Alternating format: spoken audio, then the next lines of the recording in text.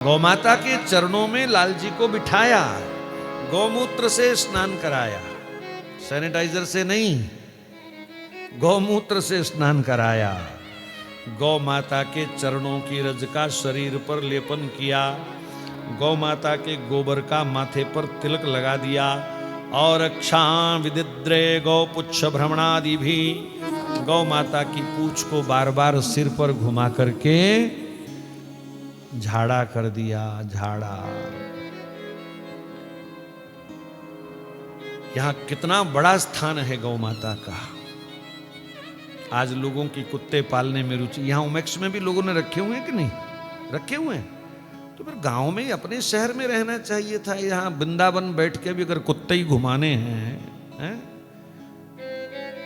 अब मेरे को मत कहना कुछ, डोंगरे जी महाराज के शब्द सुन लो, कुत्तों से प्रेम करने वाले अगले जन्म में कुत्ते बनेंगे, ये उनके शब्द हैं। वृंदावन वास करके भी अगर कुत्तों को ही गले लगाना है तो निकलो यहां से। काहे को भीड़ कर रखी है, काहे को भीड़ कर रखी है?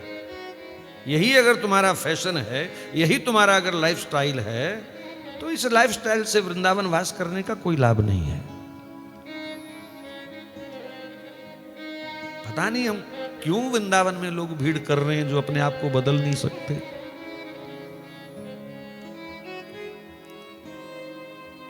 गाय चराने वाले को ग्वाला बोलते हैं, और जो कुत्ते चराए सुबह सुबह वो कुताला होता है। कुताला तो ग्वाला बनना चाहिए कि कुताला बनना चाहिए?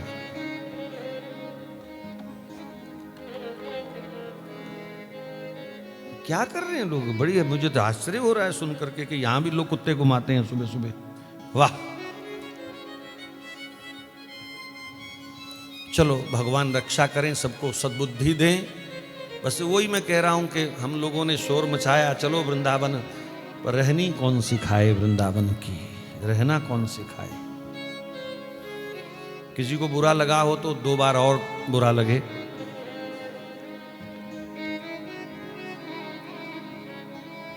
लेकिन गलत है वृंदावन। यहां तो ये तो गोचर भूमि है, सिर्फ गौओं के लिए था ये वृंदावन। भगवान राम ने 84 कोस भूमि गोचर भूमि छोड़ी है, सिर्फ गौ माता की सेवा के लिए।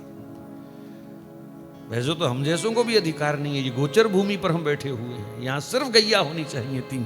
पर चलो कम से कम गौ से प्रेम करने वाले यहां रहें, गौ सेवा करने वाले यहां रहें, तब भी कुछ सार्थकता है। चलो जो कुत्ते वाले आपके अगल बगल हैं तो उनको मेरा संदेश दे देना कि जैसे यशोदा ने गौ की पूंछ घुमा करके झाड़ा किया, आप कुत्ते की रोज पूंछ घुमाया करो अपने सिर पर, ताकि किसी की नजर ना लग जाए। बच्चों पर भी घुमाया करो, अपने ऊपर भी घुमाया करो, शायद कोई टोटका काम कर जाए। अस्तु, यशोदा को थोड़ी संतुष्टि हो गई कि अब लाल जी गौ माता के आशीर्वाद से सुरक्षित हैं। ब्राह्मणों को बुला करके खूब दान किया, आशीर्वाद दिलाया लाल जी को।